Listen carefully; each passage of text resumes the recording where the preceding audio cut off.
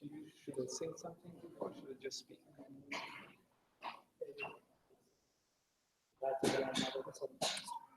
Okay.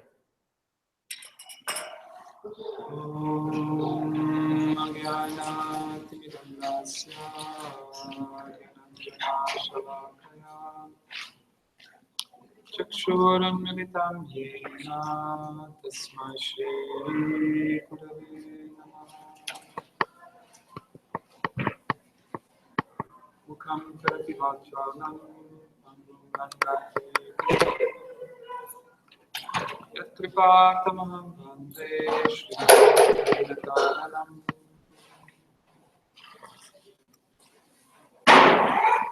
Panchakalpatarubhyascha Vipasindhyaeva cha Patitanam Pavanebhyo Vaishnavebhyo namo namah. Shri Krishna Chaitanya Prabhu Nityananda Shri Advaita Gadadhar Shivasadi Gaura Bhakta-vrinda. Hare Krishna Krishna Krishna Hare Hare Hare Rama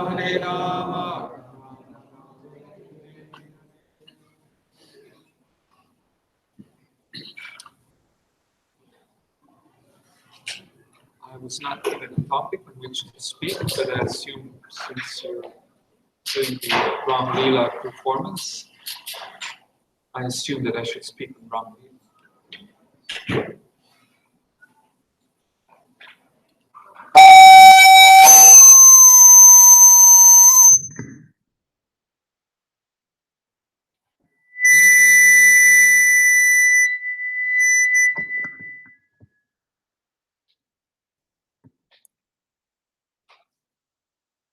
Maybe I shouldn't speak.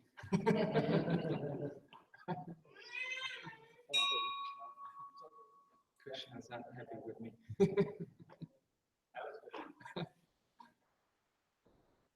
Oh, this is not right.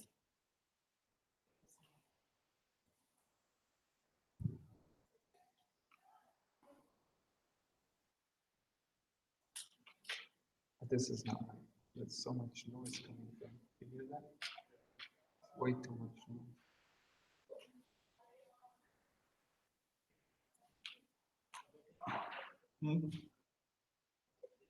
Is the noise coming from the speaker? Yeah, not a little bit. It's a lot.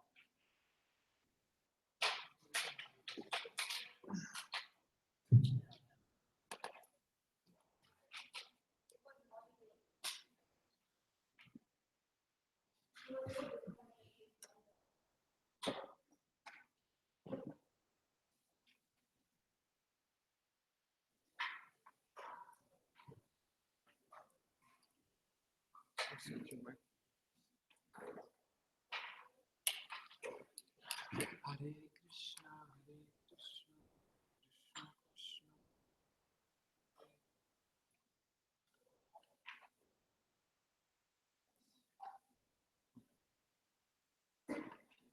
It's not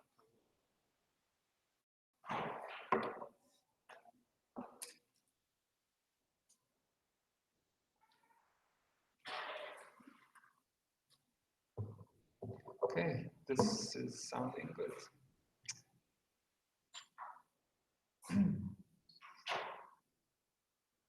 It is hard to tell whether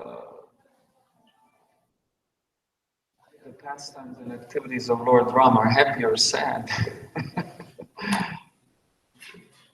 There's varieties of emotion going on there. So, before we go there, in the Srimad Bhagavatam, there is a verse. Srimad Bhagavatam has several beginnings. And in the second beginning in the sense that it begins, but then it begins yet again by introducing the book itself. And so in the second beginning of the Bhagavatam, which is basically the first chapter of the second canto for those of you, how many of you have Bhagavatam at home? Srimad Bhagavatam? Okay. So you can take the names of those who don't.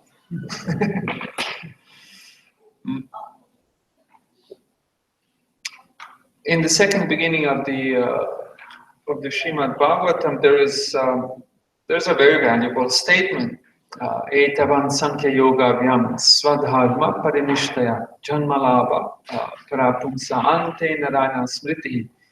Every time a verse begins with this ete, eta, it means it's introducing some kind of conclusion. It's something similar to the English word therefore. If you say therefore, it must mean that you have already said something and now you're arriving at a conclusion. So if you want to know which verses to memorize in the Srimad Bhagavatam, just search Eta, Etan, Etan, like that.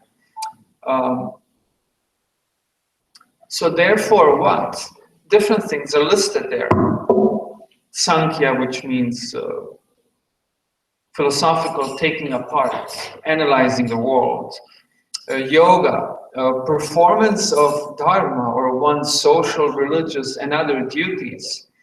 All of these things, they achieve their perfection when janmalabha parapunsa, when the human has, upon obtaining the human birth, has at the end done something, at the end, has managed to do something. There's something that has to be done at the end for all of this to have value. In other words, if that thing at the end is not done, then everything else we've done before has no value. And what's that thing? If maybe someone knows the verse. There's one thing at the end should be done for all of it to have value, or otherwise not. Yes. To remember Krishna, to remember God, to remember the Supreme Personality of Ante, at the end, Narayana Smriti. At the end, one should remember Narayana. And in this way, everything we've done before had value. So, in other words, everything should be leading to this. Now one may wonder, excuse me, 1 second. What is the value in, at the end, remembering Narayana? What is the value of this one incident? And this is now where materialists and spiritualists diverge in their thinking, and their paths here diverge.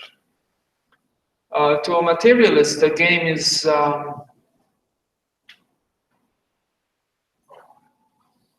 I saw once a bumper sticker said, one who dies with most toys wins. So in other words, one who has had most fun or accumulated most things in one's life, he has lived well. But from the spiritual point of view, the soul, the person, you are on an odyssey, in case you have not or are not familiar with Greek literature. Odyssey refers to the wandering, and very specifically in this case, wandering of the soul from one body to another, from one life to another. And what is, from this perspective, what is ironic, comic, is that a person lives one life and thinks, I'm successful, I have educated my children, I have built a house, I have paid off all the debts, now I can die. And then takes birth again to simply find oneself in the same position. And so Srila Prabhupada compared this to a person who's carrying a load on the left shoulder. And when the left shoulder starts to hurt, the person lifts the weight and puts it on the right shoulder and says, oh, life is nice. But the burden didn't go anywhere. It just shifted shoulders. It's still there. The problem has been merely postponed. So yes, you feel relief once you have removed the burden from one shoulder to the other, but in due course of time, the right shoulder is going to start to hurt. And what will you do then? Then you will shift it back to your left shoulder. So in this way, having materially succeeding in life, yourself or your children or your neighbors or whoever, is not a success, it's actually a failure. The picture that we have painted by Krishna, specifically in the Bhagavad Gita, is that the soul does not belong to this realm. And there are plenty of things to indicate something like this. All of you are sitting right now, and you're shifting. Every few seconds you're shifting. You're not shifting because you're in ecstasy. You're shifting because you're in pain. But the mind puts that pain away. Otherwise we would go crazy. We don't blink because of ecstasy. We blink because otherwise it would be terribly painful. And the list goes on. So pain tends to indicate that something is not going right. And so there are plenty of indications that what Krishna is saying is actually true. That this physical world is not our home. And so Krishna says, first of all, the Bhagavad Gita begins with the basic teaching that you're a spiritual being, you're a spiritual soul, who's simply here on an odyssey in the physical creation. Here to learn a few lessons and hopefully then quickly return back to Krishna, to the spiritual world. And what's interesting, nearly all religious traditions teach exactly that. That there is the material creation and that there is spiritual creation.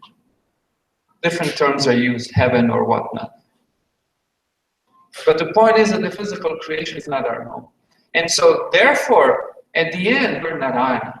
Because by Rima at the end, or Krishna, or Ram, different incarnations of God, God Himself. By remembering Him, we go to Him. But what's interesting is that in the Bhagavad Gita, Krishna is telling the same thing to Arjuna, but then he tells him, but you cannot just seldom remember God. You have to understand that remembering God is a tremendous blessing. And this, again, if you're a materialist, you cannot appreciate this or understand it. A materialist thinks, can I eat that? Can I drink it? Can I smell it? Can I sell it? No, you cannot do any of those things with remembrance of God. But remembering God is a special blessing that puts you in a spiritually and mentally, emotionally most comfortable situation, and which creates eternal future for you. So it's a special blessing. To remember God is not something that you can cheat your way towards. Remembering God is a special blessing. And in the Bhagavad Gita, Krishna tells Arjuna, you can accomplish this by one thing, yoga bala. Yoga is the spiritual discipline, and bala means the strength. By the strength of spiritual discipline, you, by demonstrating your sincere effort to Krishna in this way, you get blessings of Krishna, by which you can remember Krishna throughout your life, and then by this very same blessing, you remember Krishna at the end of your life. And then you go from this material world into the spiritual world. This is the greatest blessing that can happen to you, and this is the greatest blessing you can confer upon your loved ones, or even those you may not love. We should leave them out.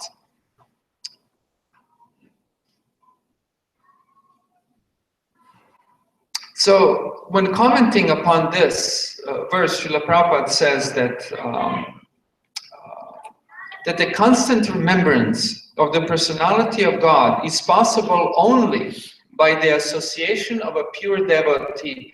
And this is, if you're interested in spiritual life, this is a very important key in the whole system. I'll repeat, that this remembrance is possible only by the association of a pure devotee. So not a yogi, definitely not a materialist, not a mere philosopher, but a pure devotee. Who's a pure devotee? One who actually loves God. One who actually loves God. By the company, association, and guidance ultimately blessings of this person, remembrance of God becomes possible.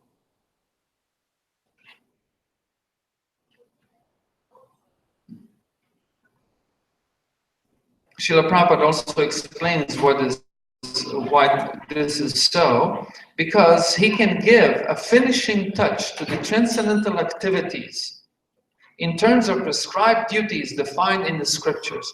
In other words, this person is not a mere speculator or someone who has made up their own process, but it's actually teaching that which Krishna has taught.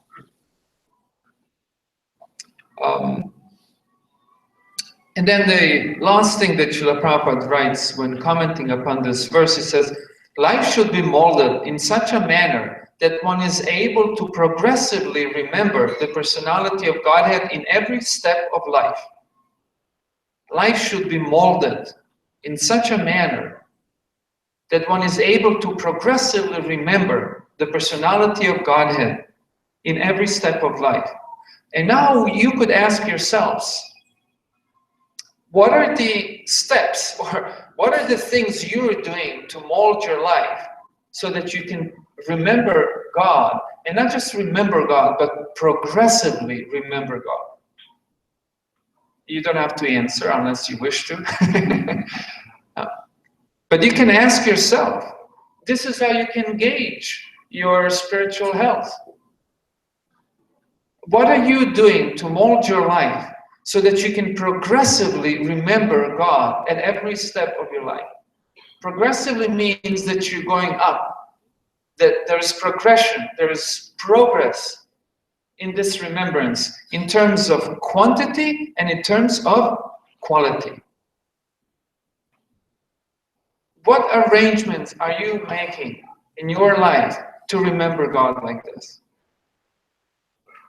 To remember Krishna, or on this day, we're trying to remember Lord Ram, and we'll come to Lord Ram in a sec. I don't know how many of you practice the chanting of God's names, Krishna's names daily.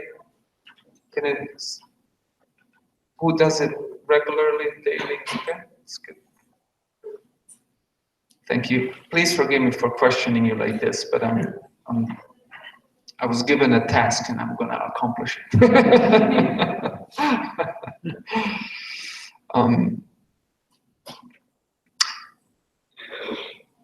At the very end of the Srimad Bhagavatam, and by the way, Sarva Vedanta Saramhi Shri Bhagavatam Vishyate Tadra Samrita Triptasya Nanyatrasya Dratim Kvachit. This verse, which is found within the Bhagavatam itself, says that this Bhagavatam is the conclusion of Vedanta Sutra. And Vedanta Sutra, I'm just trying to tell you what a monumental book this is. That this book, Srimad Bhagavatam, is considered the conclusion of Vedanta Sutra. Vedanta Sutra is the conclusion of all of the Vedic scriptures. And yet the Bhagavatam is said to be the essence of the Vedanta Sutra. It's the heart of it. Sarva Vedanta Saramhi. And this book ends, Nama Sankirtanam Yasya, Sarva Papa Pranashanam, Bahavo Dukkha Shamanas, Tam Namami Harim Param. Ends with the glorification. Nama Sankirtanam Yasya. Sankirtana means to glorify, not just glorify, but thoroughly glorify and chant. What? Nama, the name of God. Krishna's name. Nama Sankirtanam Yasya Sarva Papa Prana. There's no better way to get rid of the reactions to our sinful activities or bad activities that we might have performed, and all kinds of activities. Pranamo Dukkha Shamanas. It frees one from all sorts of misery. Tam Namami Harim Param. I offer my respectful obeisances to the Supreme, to the name of the Supreme, to the name of God. This is how the Bhagavatam ends. These two things are connected. You remember God, special blessing. How do you remember God? One of the very great ways to remember Krishna is by chanting God's names.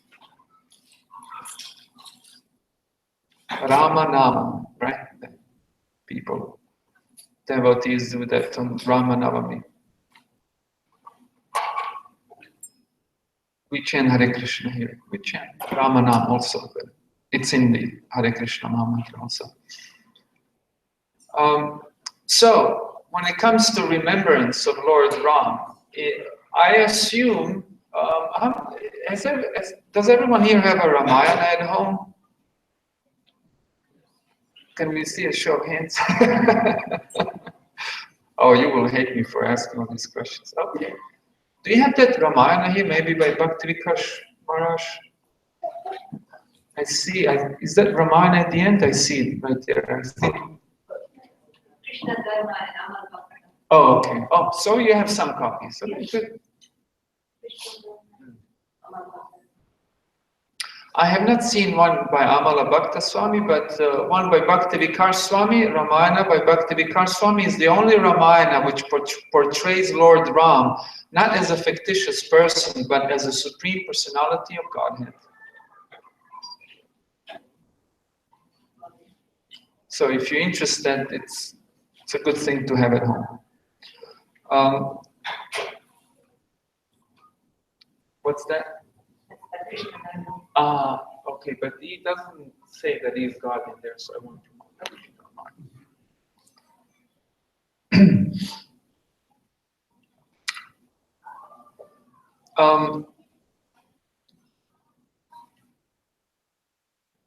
Gee, had I known that so few of you are reading Ramayana, I would have chosen to, but that's okay. Yeah, I will tell you maybe one or maybe two, time permitting, lessons from Ramayana. Now, they're preparing a drama which portrays the banishment of Ram into the forest. Okay, Ram was banished, but Sita was also banished. After Ram and Sita were in the forest and Ravana kidnapped Sita, and after great effort, Lord Ram, with the help of Hanuman and the monkeys, defeated Ravana, got Sita back. And then Ram banished Sita because there were some rumors. Some low-class people were spreading rumors about Sita not being chaste to Lord Ram. It's foolishness, complete foolishness. But Ram, apparently, in order to live above suspicion, he sent his own wife, his own consort. He sent her away to live in the forest with the rishis. And he himself continued for the rest of his life to perform austerities, not enjoying life, and continuously performing sacrifices, yagyas. Now, in Ramayana, this is one of the points of Ramayana which aches the heart. And many people, including devotees, have had difficulties with this section of Ramayana. Why would Lord Ram banish Mother Sita? Just because some low-class person was telling some nonsense, criticizing. But one thing we could definitely learn from this is that, and this is something that not only Lord Ram teaches, but anyone who's spiritually educated teaches the very same thing, that the material world is not our home. And the insidious thing is that people, when they come to religion, within the parameters of religion, they make this world their home. they think and feel and relate to this world as their home. But this world is no one's home. We're all of us, every single being in this world is in passing. And in the Bhagavad Gita, Srila Prabhupada says, Krishna certifies this world to not be our home. And no matter what you do, literally, no matter what you do, this world is going to be like a short blanket on a cold night. You reminded me of that now when I saw you. It's like a short blanket on a cold night. Or your shoulders are going to be cold or your feet. But something's got to be cold. No matter what you do.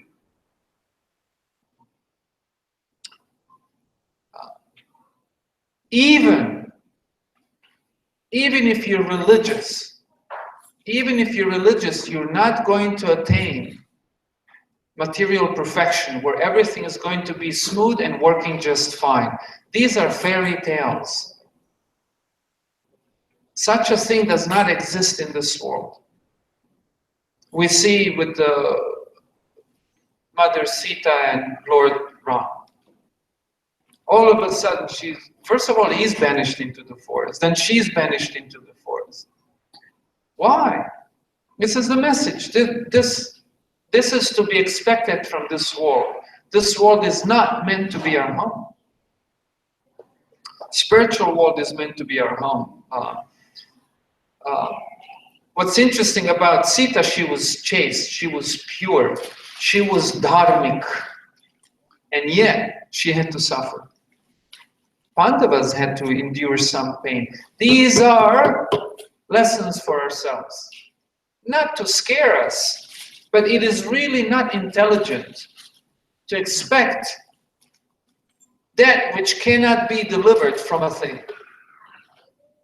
If you're expecting that which cannot be delivered to you, you're simply setting yourself up for great disappointment. It is much, much, much, much better to see things for what they are and relate to them in such fashion. And this is what we learn from the pastimes of Lord Ram and Sita. Now, another thing that we learn from Ramayana, this is truly amazing. Neither Lord Ram, neither Mother Sita were attached to this world. When Ram was banished to the forest, he went. He just left. And he went to, how many of you would survive a 3-month camping trip? And I tell you, you're not going home right now. You're going on a camping trip. You would have a hard time. Lord Ram went for years.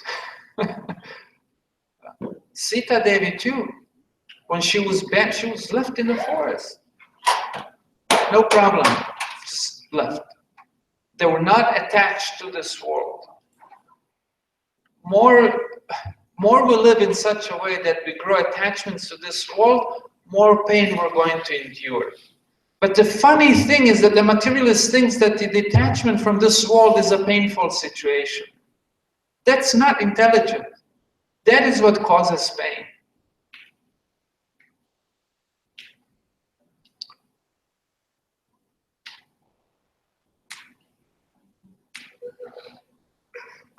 For the sake of greater good, Lord Ram renounced, we could say the love of his life. Sounds very mundane, but they're eternally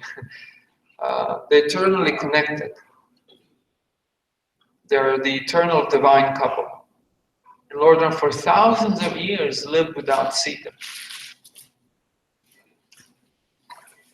Because he was ready to renounce the pleasures of this world when it came. Okay, lesson number 2 from the Ram Leela. Now, Srila Prabhupada made a comment which, again, for the spiritually uneducated may feel a little uncomfortable. But Srila Prabhupada said that one of the lessons that Lord Ram teaches are the troubles of the family life. Are the troubles that one endures during the family life. In other words, if one lives a family life, one should expect some trouble.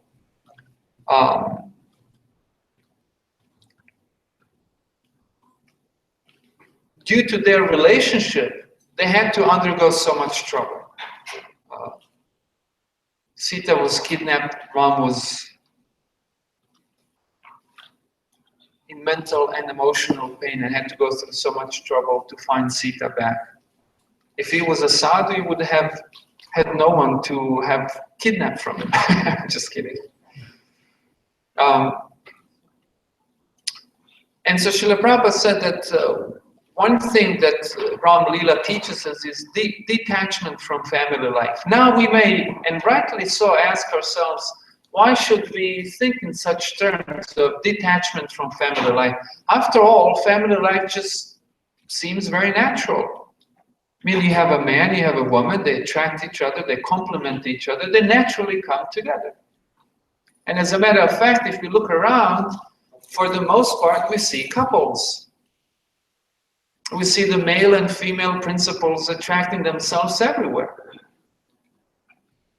So obviously, it is a natural thing. But what is not natural about it, what is not natural about it is a specific tendency. And that is the tendency for our intelligence to be confined within the walls of our family life. And a term used for this is Griha Medi. Medasa means intelligence. Especially human intelligence ought to be used for spiritual advancement and for returning back to Krishna.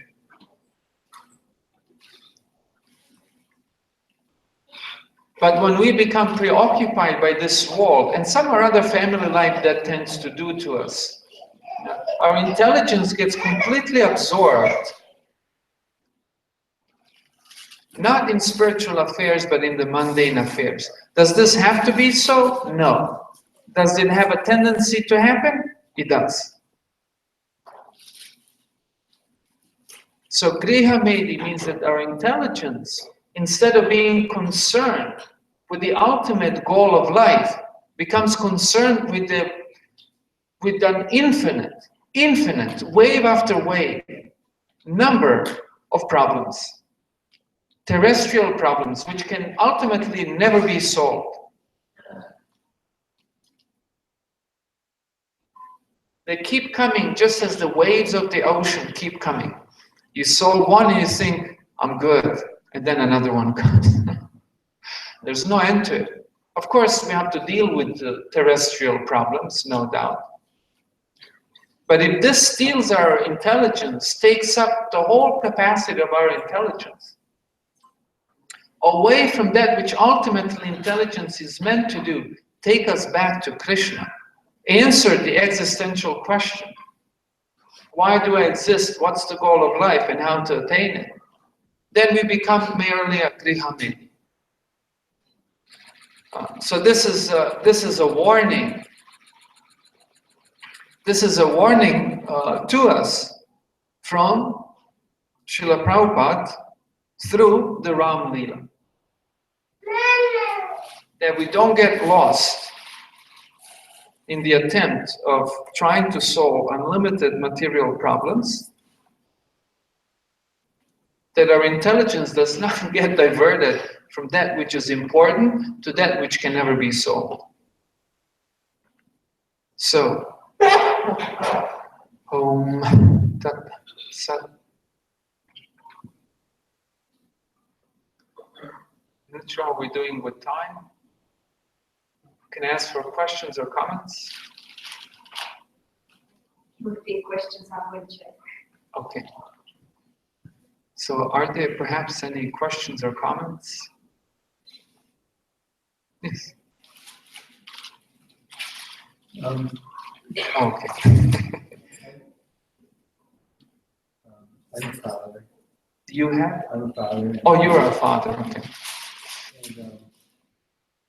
And, number of children. In material way, they're doing very well. In spiritual way, one of them is doing very well. And, they're good. And I'm not sure what I can do. Mm-hmm. I guess I have to say that as a father, that everything be right and well for my children. It's better for them.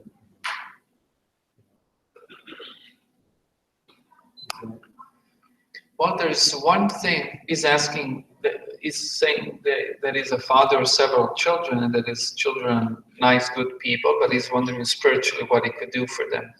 Did I paraphrase that? Okay, summarize it.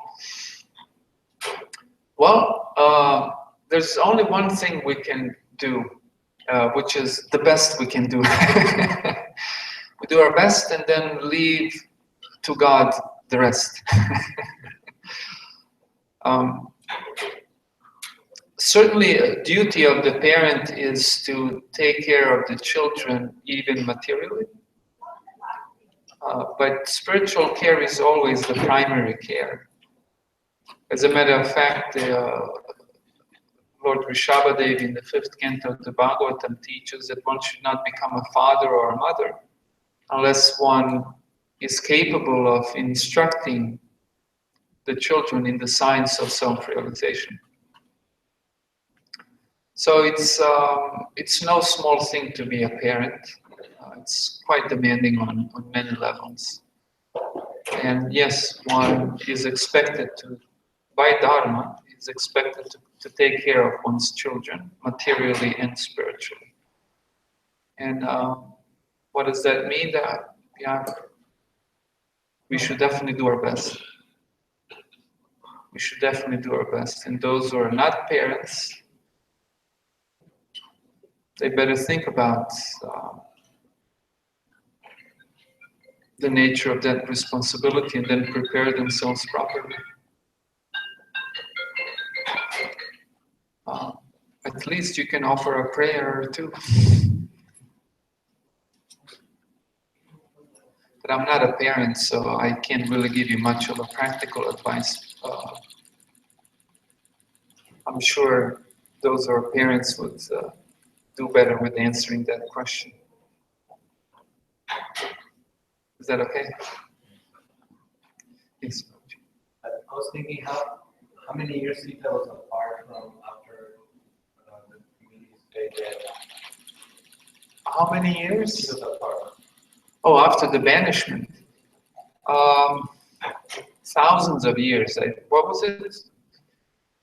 Ram Leela did not take place in Kali Yuga, neither in Dvapara Yuga. It happened in Treta Yuga, when people lived a very long, very, very long time. And so in the Bhagavatam it says that Lord Ram, after banishing Sita for thousands of years, I forget the exact number, but it's in thousands of years, did not enjoy happiness in life and lived austerely and constantly engaged in performance of sacrifice.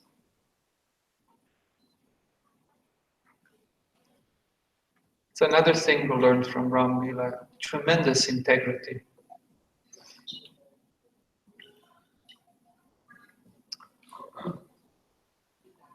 Okay. Sacrifice. Growing up as a Catholic, there were sacrifices. Oh, I grew up a Catholic too. I don't remember performing sacrifices. Except going to church on Sunday morning. I didn't. Yes. So, in terms of, I cannot say anything. My fault. I distracted you. Okay. Yes. What's the significance of Oh, and what is it for? this is a stick that sannyasis carry and represents Lord Vishnu. And sannyasi is supposed to carry the stick as much as possible, ideally all the time, which would make make it nearly impossible to have a mundane job? Just kidding. Sannyasi is not supposed to keep mundane jobs. It represents Lord Vishnu. It also has, sometimes it's said that it has 3 sticks, but it actually has 5 sticks or inside, one of which is shorter. Then it has a U-shaped stick up there. And they all have a meaning. 3 sticks represent the dedication of the person to Lord Krishna, with dedication with body, mind, and words. Then the 4th stick specifically represents Jiva, or the soul. And then the U-shaped stick up there represents an axe. Because sannyasi is supposed to learn the Shastra, the scripture, and then teach it to others. And by teaching it, cut the ignorance, the nations in the society. By teaching the truth of the scriptures. Is that okay?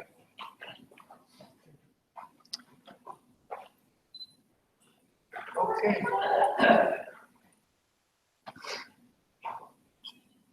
Thank you for sitting so patiently and lending your ears to this relatively brief discussion on the topic of Lord Ramachandra. I think they're ready over here, so I should stop here. Hare Krishna.